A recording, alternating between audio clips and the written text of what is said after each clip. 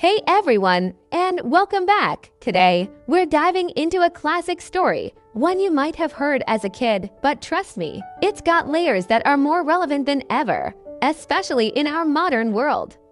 We're talking about the tale of the hungry fox and the ripe grapes. It's a simple story on the surface, but it holds a powerful mirror to our own minds and how we deal with disappointment and desire. So grab a snack, get comfortable, and let's unravel this timeless fable together. Picture this, a beautiful, sun-drenched vineyard on a hot summer afternoon. The air is still, buzzing with the lazy sound of insects. A fox, looking a bit scraggly and very, very hungry, is trotting along a dusty path. His stomach is rumbling, a constant, nagging reminder that he hasn't eaten all day. He's been searching everywhere, sniffing under bushes, checking hollow logs, but no luck. Just as he's about to give up, something amazing catches his eye. Hanging high above him, from a sturdy trellis, are the most magnificent bunches of grapes he has ever seen. They're a deep, rich purple, almost black, and so plump they look like they're about to burst. The sunlight hits them just right, making them glisten like precious jewels. The fox's mouth starts to water instantly. He can almost taste their sweetness, the cool, juicy explosion of flavor that would quench his thirst and fill his empty belly. Those grapes aren't just food, they're perfection. They're everything he wants in that moment. So, filled with a new burst of energy and determination, the fox decides he must have them. He backs up a little, takes a running start, and leaps into the air with all his might. He stretches his body, his paws reaching, his nose twitching, trying to snatch just one bunch. But he misses, not by much, but the grapes are just out of reach. He lands back on the ground with a soft thud. Okay, no problem. First attempts don't always work, right? He tells himself, I just need to jump higher. He shakes the dust off his coat, takes a few deep breaths, and tries again. This time, he puts even more power into his jump, springing from his hind legs like a coiled spring released. Up, up, up he goes, his eyes fixed on the prize. He's closer this time, so close he can almost feel the smooth skin of the grapes against his snout. But again, he falls short, landing with another dusty thud. Now, a little frustration starts to creep in. The fox is panting, his muscles are starting to ache, and his hunger is getting worse. But he's a persistent little guy. He refuses to be defeated. He tries again, and again, and again. He tries jumping from different angles. He tries getting a longer running start. He tries a little hop followed by a big leap. Each attempt is a flurry of dust and effort, a testament to his sheer willpower. But the result is always the same. The grapes remain hanging high above, seemingly mocking him with their perfect, unattainable beauty. After what feels like an eternity of jumping and failing, the fox is completely exhausted. He's covered in dust, his legs are trembling, and he's gasping for air. He collapses onto the ground, staring up at the grapes.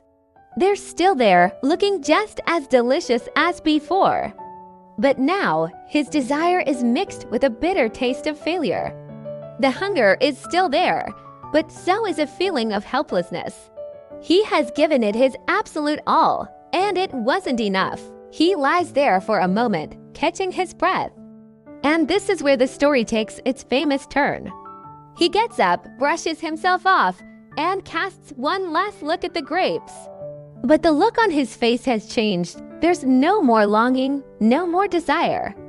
Instead, there's a look of disdain, of scorn. He sniffs haughtily and says out loud to no one in particular, "Oh, I'm sure they're sour anyway. I wouldn't eat them even if they fell at my feet. Who wants sour grapes?" And with that, he turns his back on the beautiful vineyard and trots away, trying to look as proud and unbothered as possible, his stomach still rumbling. So, what just happened here? This is the core of the story, the psychological twist that has made it famous for centuries. This phenomenon is what we now call sour grapes. It's a form of cognitive dissonance.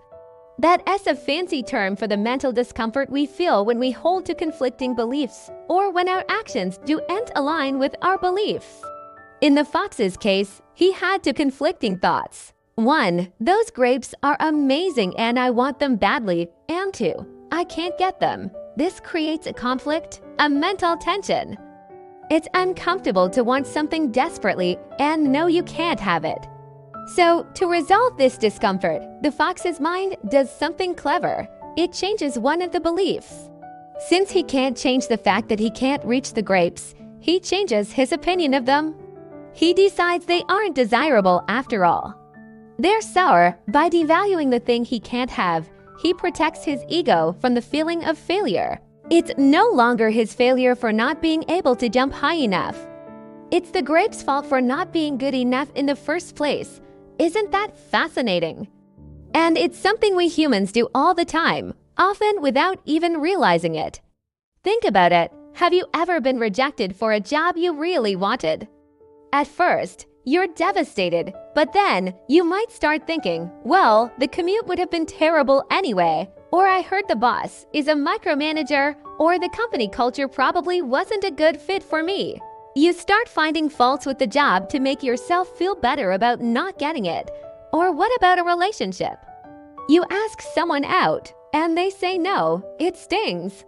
But then you might say to your friends, you know what? I don't think we were that compatible anyway, or they seemed a little boring. To be honest, it's the sour grapes defense mechanism kicking in to protect your self-esteem.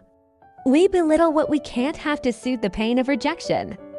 This isn't always a bad thing. In small doses, it can be a useful coping mechanism.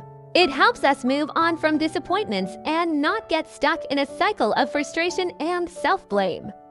It's a way our brain protects our mental well-being. If the fox had just sat there all day staring at the grapes, consumed by his failure, he would have starved. By convincing himself they were sour, he was able to walk away and continue his search for food elsewhere. It allowed him to move on, but there's a flip side, a darker side to the sour grapes mentality. If it becomes our default way of dealing with every challenge or failure, it can stop us from growing. It can lead to a habit of giving up too easily. Instead of pushing ourselves to jump a little higher next time or to find a different strategy, maybe the fox could have found a ladder or a rock to stand on. We just decide the goal wasn't worth it in the first place. This attitude can prevent us from learning from our mistakes and developing resilience. True growth often comes from facing our failures head-on, acknowledging the disappointment, and asking ourselves, what could I have done differently? How can I improve for next time? If we constantly tell ourselves the grapes are sour, we never learn how to build a taller ladder. We just get used to walking away from vineyards. Moreover, a chronic sour grapes attitude can make us cynical and negative. We start to see flaws in everything and everyone, especially in the things that others have and we don't. It can breed envy and resentment. We might start belittling the successes of others, saying things like, oh, they only got that promotion because they're the boss's favorite, or sure, they have a nice house, but they must be in so much debt. We devalue their achievements to make our own situation feel more acceptable. This not only sours our relationships with others, but also sours our own outlook on life. So, how do we find the balance? How do we use this mechanism to cope without letting it stunt our growth? The first step is awareness. The next time you face a disappointment and find yourself immediately criticizing the thing you wanted, pause. Ask yourself, are these grapes really sour, or am I just said I couldn't reach them? Being honest with ourselves is crucial. It's okay to admit that you're disappointed. It's okay to acknowledge that you failed. It doesn't make you a failure as a person. It just means that one attempt didn't work out. By acknowledging the true feeling, the disappointment, instead of masking it with criticism, you give yourself the chance to process it in a healthier way. You can then decide what to do next. Is this a goal worth pursuing with a different strategy? Or is it truly time to walk away and focus your energy elsewhere? The key difference is that this decision is made from a place of clarity and self-awareness, not from a defensive, ego-protecting crouch. The fox could have acknowledged his failure, rested, and then maybe tried to find an easier meal.